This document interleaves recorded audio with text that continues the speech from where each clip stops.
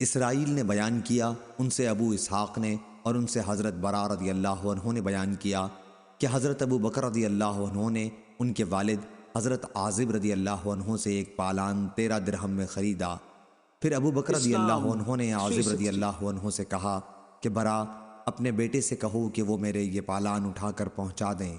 اس پر حضرت عازب رضی اللہ عنہ نے کہا یہ اس وقت تک نہیں ہو سکتا جب تک آپ وہ واقعہ بیان نہ کریں کہ آپ اور رسول اسلام اللہ صلی اللہ علیہ 360۔ وسلم مکے سے ہجرت کرنے کے لیے کس طرح نکلے تھے، حالانکہ مشرکین آپ دونوں کو تلاش بھی کر رہے تھے۔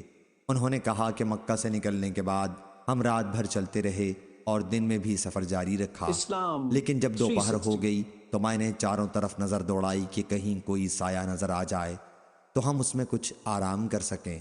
آخر ایک چٹان دکھائی دی اور میں نے اس کے پاس پہنچ کر دیکھا کہ سایہ ہے۔ پھر میں نے نبی کریم صلی اللہ اسلام علیہ وسلم کے لیے 360۔ ایک فرش وہاں بچھا دیا اور عرض کیا کہ یا رسول اللہ صلی اللہ علیہ وسلم، آپ اب آرام فرمائیں۔ چنانچہ آپ لیٹ گئے۔ پھر میں چاروں طرف دیکھتا ہوا نکلا کہ کہیں لوگ ہماری تلاش میں نہ آئے اسلام ہوں۔ پھر 360۔ مجھ کو بکریوں کا ایک چرواہا دکھائی دیا جو اپنی بکریاں ہانکتا ہوا اسی چٹان کی طرف آ رہا تھا، وہ بھی ہماری طرح سائے کی تلاش میں تھا۔ میں نے بڑھ کر اس سے پوچھا کہ لڑکے، تو کس کا غلام ہے؟ اس نے اسلام قریش کے ایک شخص کا 360۔ نام لیا تو میں نے اسے پہچان لیا۔ پھر میں نے اس سے پوچھا کیا تمہاری بکریوں میں دودھ ہے؟ اس نے کہا جی ہاں۔ میں نے کہا کیا تم دودھ دھو سکتے ہو؟ اس نے کہا کہ ہاں۔ چنانچہ میں نے اس سے کہا اور اس نے اسلام اپنے ریوڑ کی ایک 360۔ بکری باندھ دی۔ پھر میرے کہنے پر اس نے اس کے تھن کے غبار کو جھاڑا۔ اب میں نے کہا کہ اپنا ہاتھ بھی جھاڑ لے۔ اس نے یوں اپنا ایک ہاتھ دوسرے پر مارا اور میرے لیے تھوڑا سا دودھ دوہا۔ اسلام حضرت صلی اللہ علیہ 360۔ وسلم کے لیے ایک برتن میں نے پہلے ہی سے ساتھ لے لیا تھا اور اس کے منہ کو کپڑے سے بند کر دیا تھا، اس میں ٹھنڈا پانی تھا۔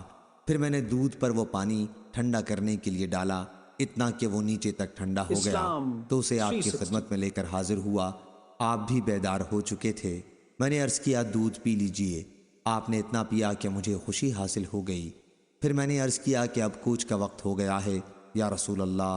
آپ نے فرمایا ہاں اسلام ٹھیک ہے چلو۔ 360۔ چنانچہ ہم آگے بڑھے اور مکہ والے ہماری تلاش میں تھے، لیکن سراقہ بن مالک بن جعشم کے سوا ہم کو کسی نے نہیں پایا۔